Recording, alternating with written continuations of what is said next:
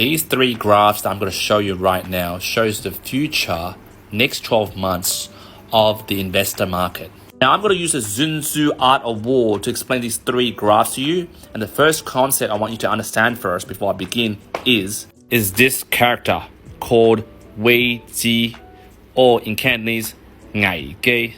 In English, it's translated to crisis.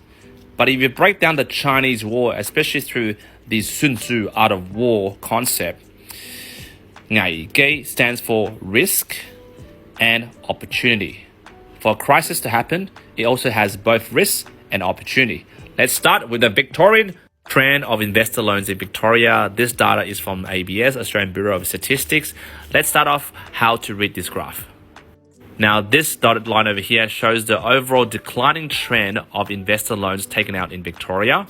From 2023 to 2024, we can see from, March 2023, there was a steady rise. And then, of course, with the new property tax introduced around May 2023, which we can see from ex-Premier Old Mate Dan Andrews introduced in May 2023 a new property tax to boost social housing in Victoria, which is basically a punch in the balls for investors. Once that was announced, there was a big slump in investor loans. And then obviously people, were like, oh, fine, we'll get used to it. All right. And then passed in November 23, the Victorian residential land tax provisions, which basically is not good news for those who want to do land banking or future developments. Then we saw a massive decrease in investor loans taken out from November 2023 to 2024. If you're a new investor, you'd be like, there's a crisis in terms of all these policies to hit up the investors. And when we look at the Sun Tzu's art of war concept of Ngai Ge, the Ngai, which is risk, if you get into the property market and buy an investment property as a new entrant, you'll be slugged with all this bloody tax left, right, and center. Like you get uppercut, right hook, whilst other states aren't doing that. But there's also Ge, which is opportunity. When there's a crisis, there's opportunity. Because as we see an exodus of landlords leaving Victoria for other states, there now is a limited supply of investors going into Victoria, which means with a limited supply of people buying investment properties to be leased out to tenants, and with a large demand of existing tenants or tenants coming into Melbourne, Victoria to find a home, well then you can command the rent and actually raise it up beyond what an average Victorian 3% yield can get.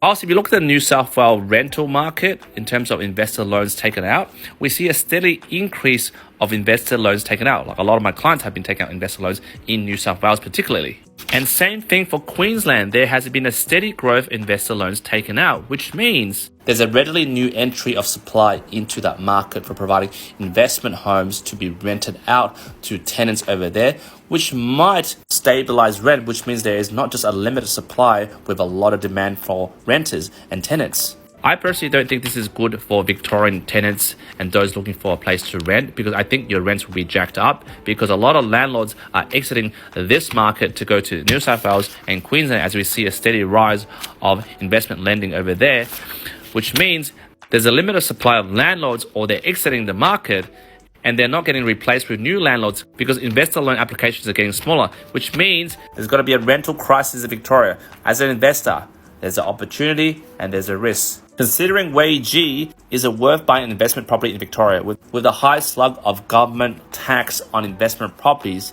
However, with the reduced supply of limited stock and the ability to command higher rent, does that justify the extra tax paid? Jump in the comments. What would you do, Mr. Sun Tzu?